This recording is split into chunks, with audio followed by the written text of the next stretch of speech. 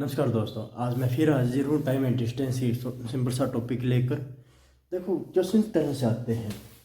कोई ट्रेन है कोई ट्रेन है और वो ए पॉइंट से चली। उसी तरह एक बी पॉइंट से एक ट्रेन चली, वो कहीं जाकर मिलने के बाद वे ट्रेनें अलग अलग हो गई और मिलने के बाद उन्होंने अपनी जगह पहुंचने में टी टू टाइम लगाया और पहली वाली ट्रेन ने T1 लगाया। तो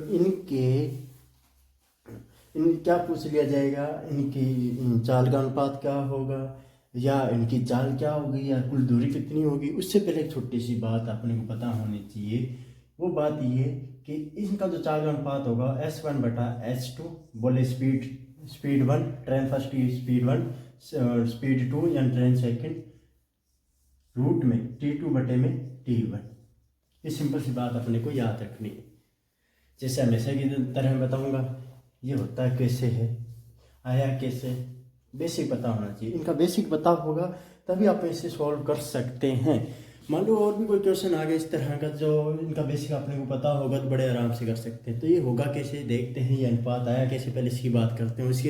इसके बेस में या 2 या 3 जो भी क्वेश्चन बनेंगे वो अपने करेंगे।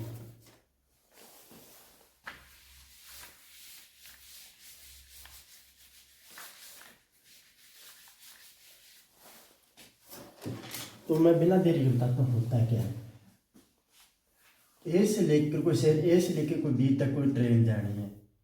ट्रेन अपने पास दो होगी। एक तो होगी अपने पास ट्रेन फर्स्ट, जिसे ट्रेन फर्स्ट बोलेंगे अपने। एक बोलेंगे ट्रेन सेकंड। फर्स्ट केस में देखिए, ये जब दोनों मिलेंगी एक दूसरी तरफ आ रही, एक ट्रेन यहाँ से आ रही है और एक ट्रेन यहाँ से आ रही, ये टी टाइम बाद मिलेगी एक दूसरे, क्योंकि ये भी कितने टाइम चलेगी, फिर ये भी टी टाइम चलेगी और ये भी टी टाइम, और टी टाइम तक चलेगी। और टी टाइम तक मान लो ये इस पॉइंट पर मिली है, इस एक्स पॉइंट पर, तो यहाँ तक ये दूरी D1 है और यहाँ तक ये दूरी कितनी है, D2 है।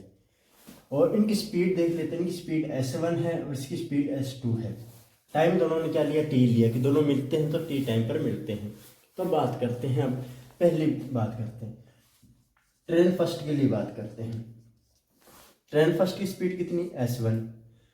इसने दूरी कितनी तय की, D1। टाइम कितने लिया इसने टी टाइम लिया। तो अपने D1 की वैल्यू निकाल सकते हैं, बड़े आसानी से निकाल सकते हैं। आप कहोगे D1 बराबर सर होगा, क्योंकि दूरी का सूत्र क्या होता है, चाल इंटू समय, यानी S1 इंटू टी। इसी तरह अपने ट्रेन सेकंड की बात करेंगे। ट्रेन सेकंड स्पीड कितनी, S2।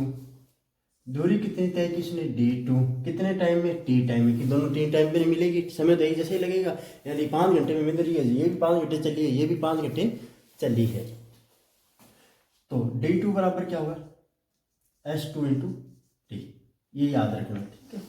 अब ये हुआ कि इस पॉइंट के मिलने के बाद ये ट्रेनें ए और बी पर पहुंची, यानी जो ट्रेन सेकंड थी उसने ए पर पहुंचने के लिए मान लो T2 टाइम लिया, और ट्रेन फर्स्ट थी वो बी पर पहुंचने के लिए उसने कितना टाइम लिया, T1 लिया, ट्रेन फर्स्ट। तो इसको देखते हैं हम कैसे करेंगे। यहाँ देखते हैं ट्रेन फर्स्ट के लिए। ट्रेन फर्स्ट में आप देखोगे इसकी स्पीड कितनी, S1। इस बार दूरी कौन सी है, ये यहाँ से लेके यहाँ तक, तो दूरी है D2। टी कितना, T1। टी कितना, T1। समय कितना है, इतना। तो D2 इक्वल आप क्या लिख सकते हो, D2 इक्वल क्या, आप S1 इक्वल क्या लिख सकते हो, S1 इक्वल आप लिखोगे D2 upon T1। D2 upon T1। अब ट्रेन सेकंड की बात करते हैं। ट्रेन यहां से लेके यहां तक जाएगी, स्पीड क्या थी इसकी, S2 थी। टाइम इस बार से ने क्या लिया, इस दूरी तय करने के लिए T2 लिया, क्योंकि अब ये अलग अलग समय लगाएंगे। और अच्छा, दूरी लिख देते हैं। दूरी यहाँ से यहाँ तक दूरी क्या थी, D1, और टाइम क्या लिया इसने, T1, ठीक है।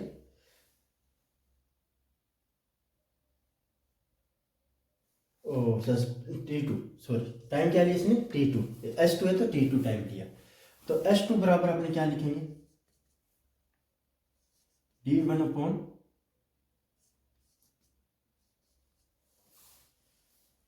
T2, ठीक है। D1 upon T2। इतनी बात समझ आ गई।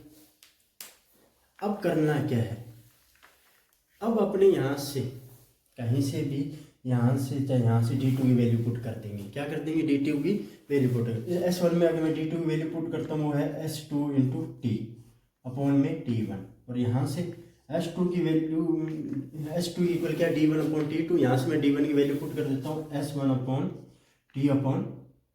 T2। इतनी बात समझ आ गई होगी आपको? कहीं मैं बाहर ना चला जाऊँ, इसको इतने गैप में समझाने की कोशिश करूँगा। अब देखते हैं करते क्या है। अब इनका डिवाइड कर दीजिए। S1 अपॉन S2, S1 की जगह आप क्या लिखोगे? S2 upon T2 sorry into T2 upon में T1। यहाँ S1 इंटू T अपॉन में T2, ये T से T कट गया, S1 यहाँ जाके इससे मल्टीप्लाई हो जाएगा S स्क्वायर, ये नीचे आ जाएगा S2 स्क्वायर, और ये आ जाएगा T2 अपॉन T1।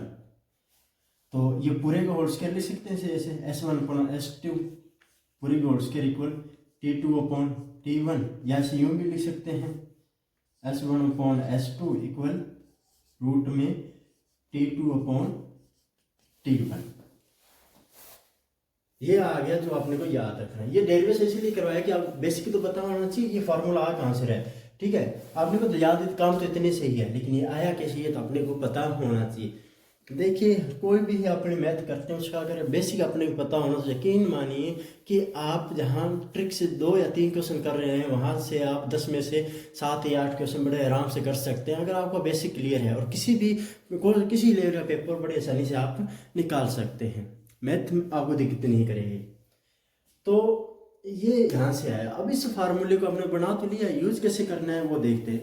इसके बेस पर कई बार क्वेश्चन आता है।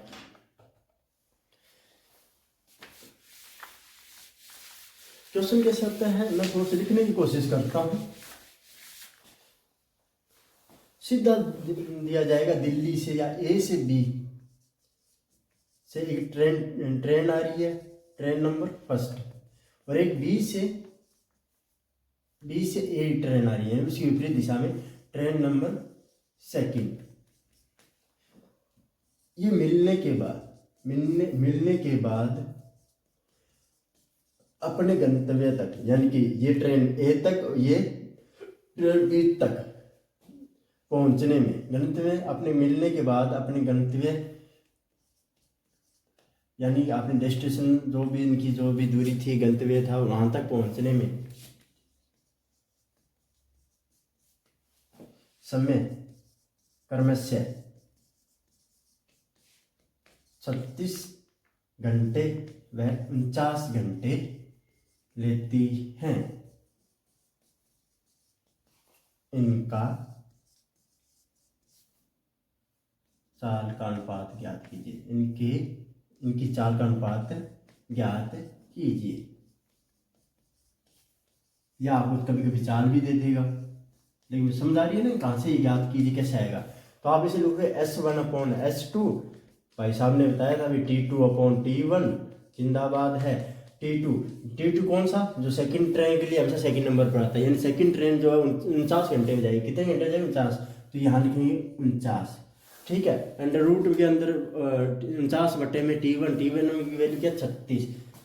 तो S1 बटे में S2, 49 की वैल्यू क्या आ गई? 7, और ये आ गई 6, 7 बटे 6, यानी कि प्रथम और